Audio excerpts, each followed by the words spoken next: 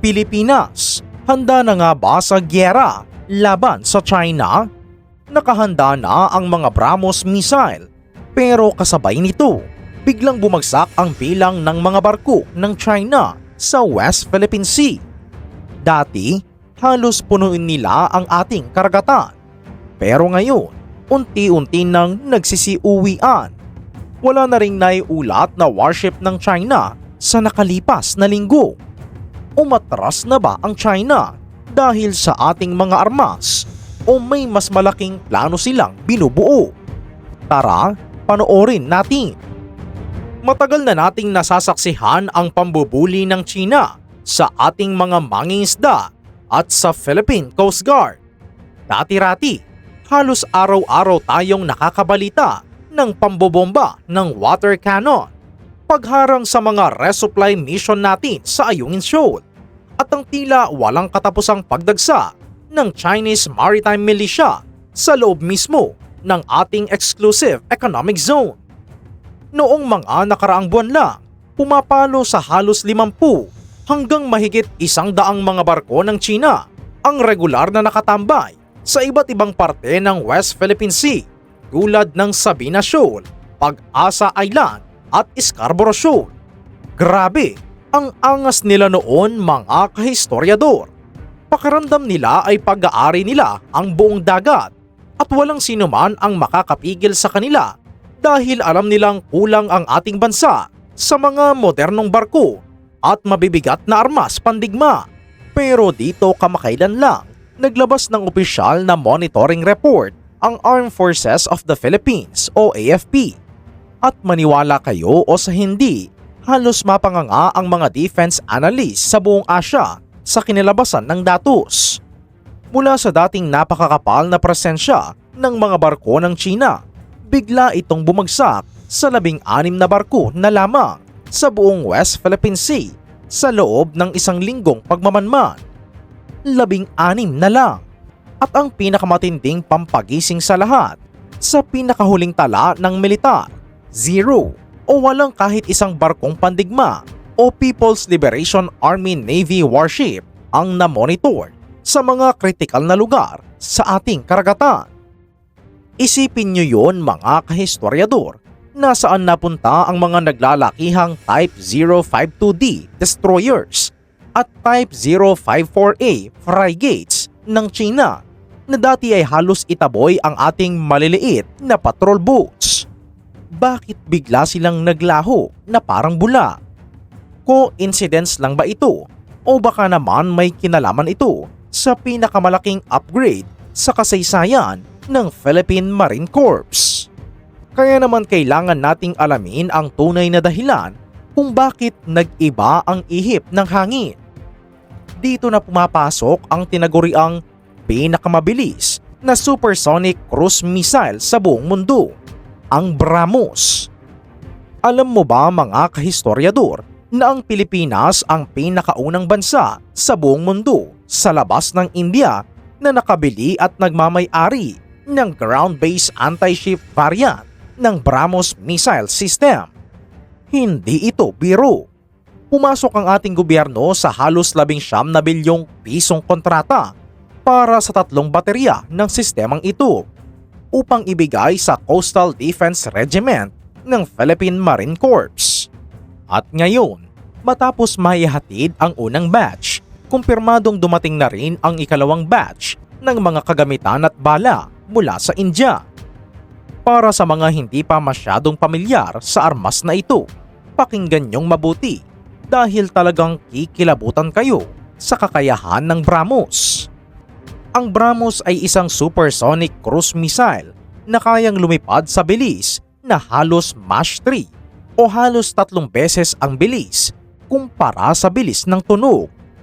Para mas madaling maintindihan, habang ang mga ordinaryong missile tulad ng Harpoon o Exocet ay lumilipad ng mas mabagal pa sa bilis ng tunog o subsonic, ang BrahMos naman ay humahagibis na parang kidlat sa bilis na halos 1 kilometro bawat segundo.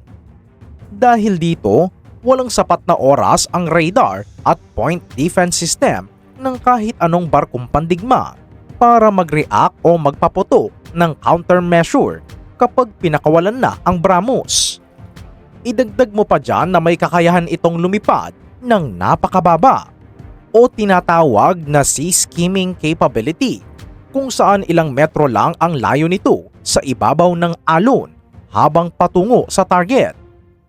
Paglitaw nito sa radar ng kalaban, huli na ang lahat.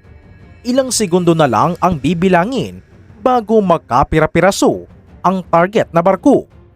Oo, at hindi lang yan mga kahistoryador. Ang BrahMos ay may dalang halos 300 kilong high explosive warhead.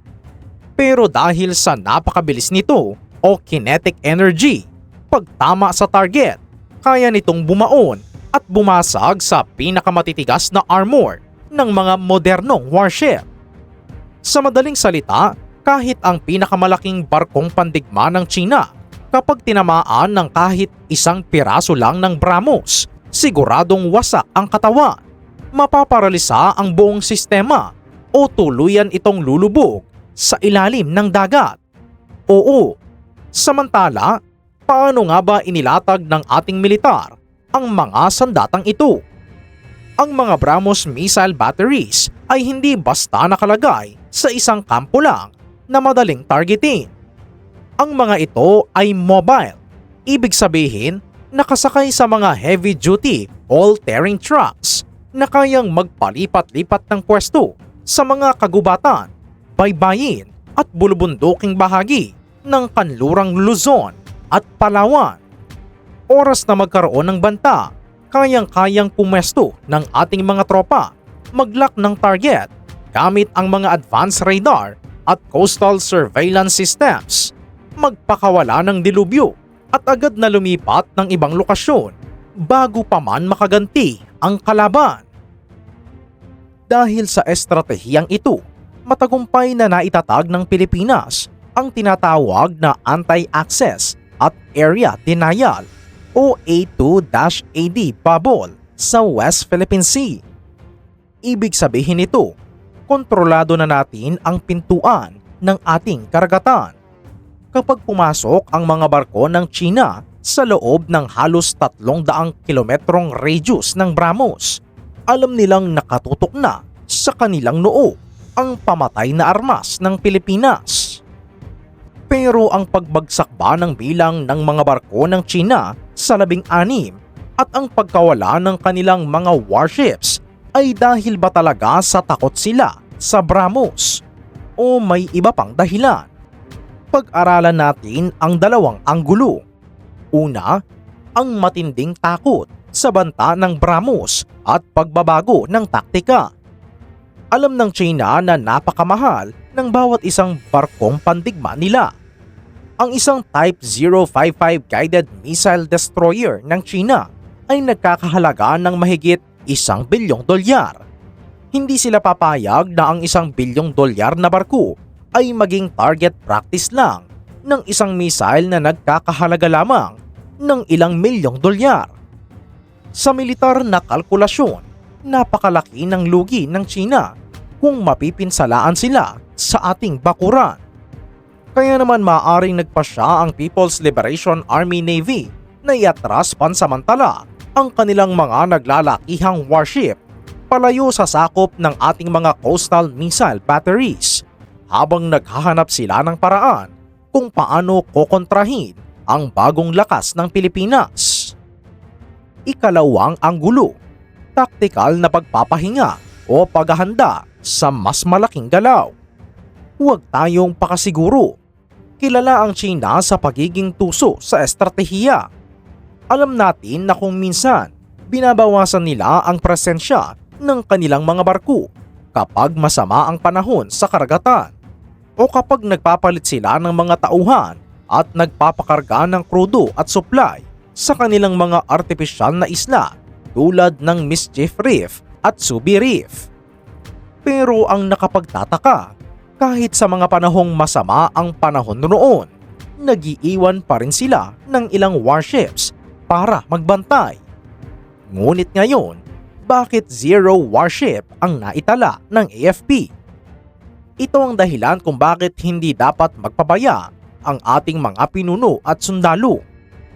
Alam mo ba mga kahistoryador na bukod sa India at Pilipinas, marami na ring ibang bansa sa Timog Silangang Asya tulad ng Vietnam at Indonesia ang nagpaplanong bumili ng BrahMos missiles matapos nilang makita ang matapang na hakbang ng ating bansa.